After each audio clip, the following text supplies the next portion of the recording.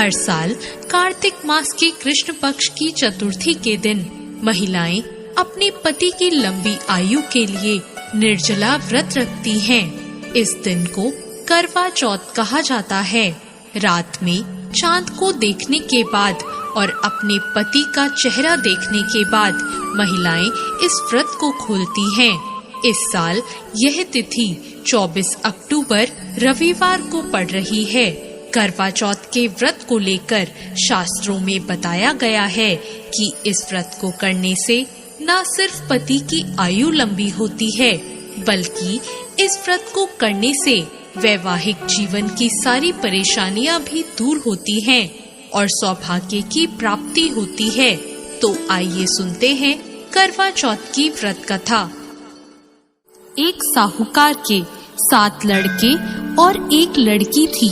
सेठानी समेत उसकी सभी बहुओं और बेटी ने करवा चौथ का व्रत रखा। साहूकार के लड़के अपनी बहन से बहुत प्यार करते थे।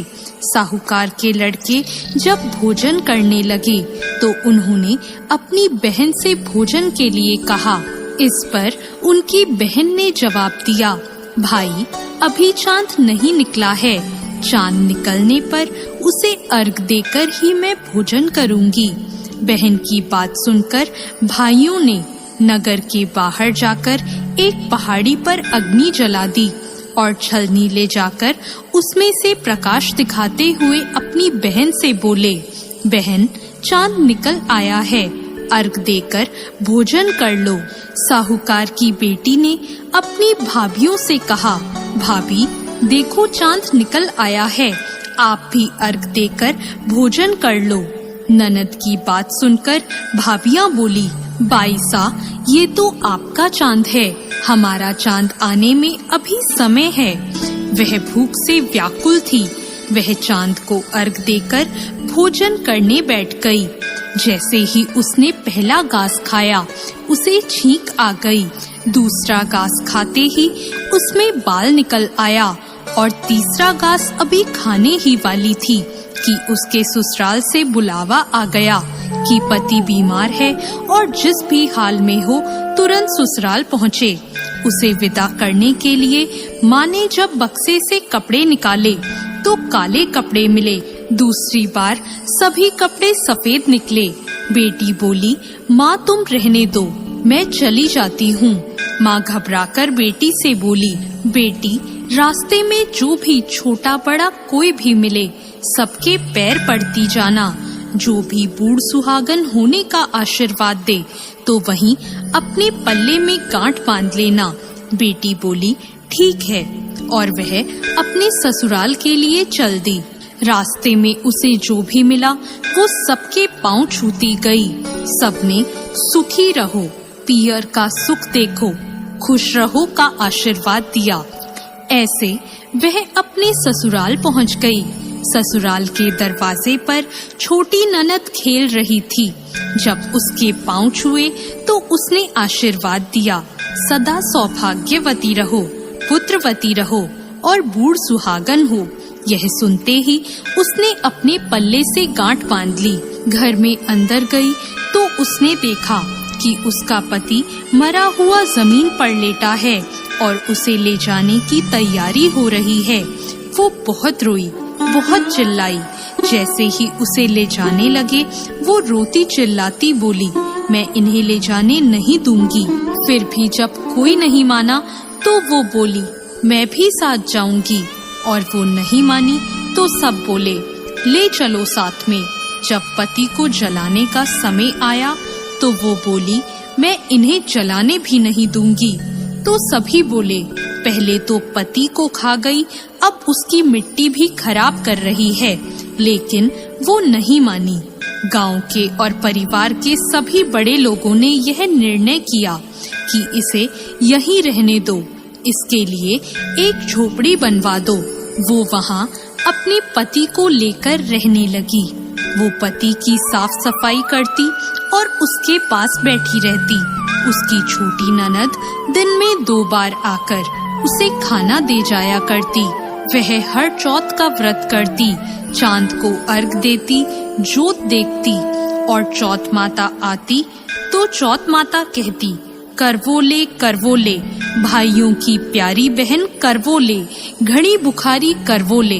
तो वह चौथ माता से अपने पति के प्राण मांगती, पर चौथ माता उसे कहती कि जब हमसे बड़ी चौथ आएगी तो उससे अपने पति के प्राण मांगना। ऐसा करते करते सभी चौथ आई और सभी यही कहकर चली गई। अश्विन की चौथ बोली, तुझसे कार्तिक की करवा चौथ माता नाराज है, वो ही तेरा सुहाग लौटाएंगी। जब वो आएंगी तो उनके पैर मत छोड़ना। जब करवा चौथ आने वाली हुई तो उसने अपनी छोटी ननद से पूरे श्रृंगार और सुहाग का सारा सामान मंगवाया और करवे भी मंगवाए। सास ने सोचा, पागल हो गई है, जो मांगती है दे आओ। साहूकार की बेटी ने करवा चौथ का व्रत रखा। चांद निकलने पर अर्घ दिया, चौथ माता की जोत करी। जब चौथ माता प्रकट हुई तो चौथ माता बोली, करवोले करवोले, 7 भाइयों की प्यारी बहन करवोले, दिन में चांद उगाने वाली करवोले, घड़ी बुखारी करवोले।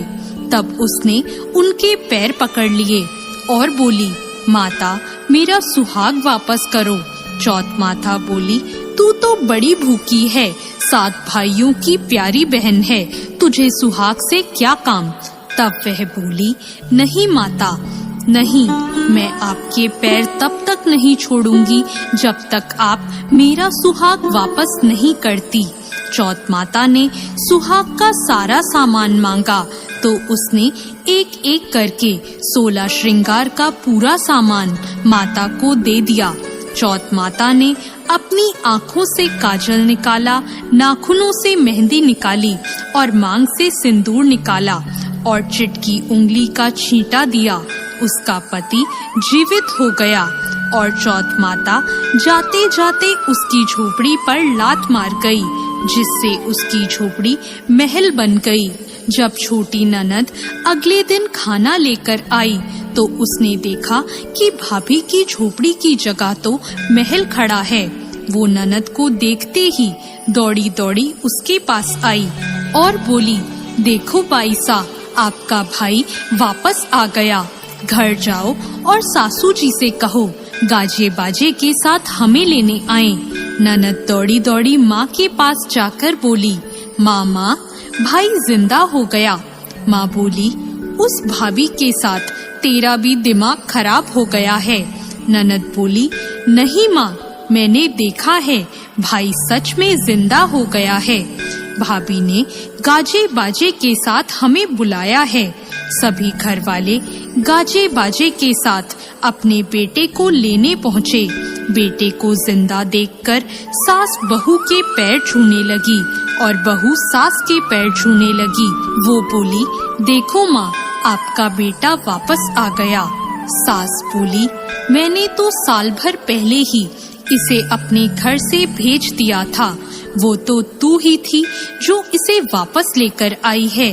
हे चौथ माता, जैसे साहूकार की बेटी के साथ पहले किया वैसा किसी के साथ मत करना और बाद में जैसे उसे सुहाग दिया वैसे सबको देना और सभी पर अपनी कृपा बनाना। जय चौथ माता। धन्यवाद।